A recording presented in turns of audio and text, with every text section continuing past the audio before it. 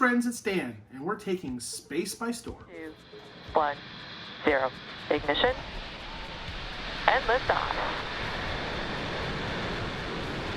Today we're talking about SpaceX and their latest Starlink Falcon 9 launch. On Thursday, July 7th, SpaceX completed their most recent Starlink launch from Space Launch Complex Slick 40 at Cape Canaveral. At 9:11 a.m. Eastern Time, the Falcon 9 lifted off the pad, riding its 9 powerful Merlin 1D engines and carrying 53 Starlink version 1.5 satellites to low Earth orbit.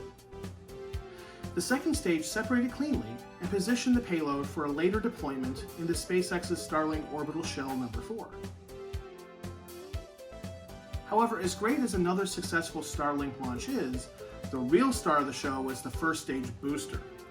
Booster B1058-13 completed this launch, and as you may have guessed it from the name, yes, this was the booster's 13th trip to orbit, tying it for the most reused booster in SpaceX's fleet.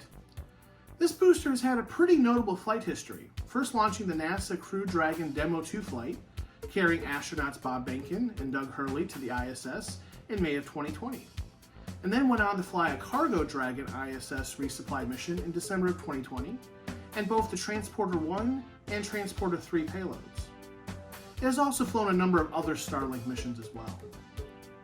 Booster B1058 also carries the honor of being the only SpaceX booster that has the retro NASA worm logo on it. Very cool.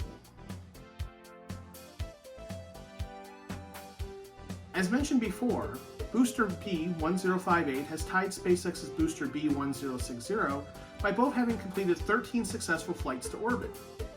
Booster B1058 returned to Earth for an at-sea landing on SpaceX's automated drone recovery ship, Just Read the Instructions.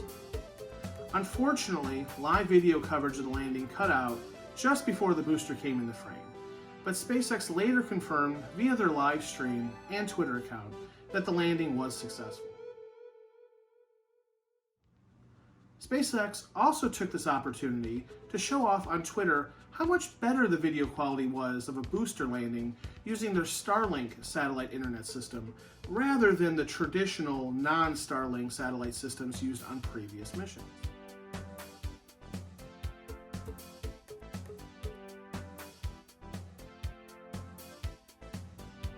SpaceX then slipped into sales pitch mode and announced that Starlink Maritime was now available for ship and boat customers. With only a one-time hardware cost of $10,000 and a low $5,000 a month fee. Yikes.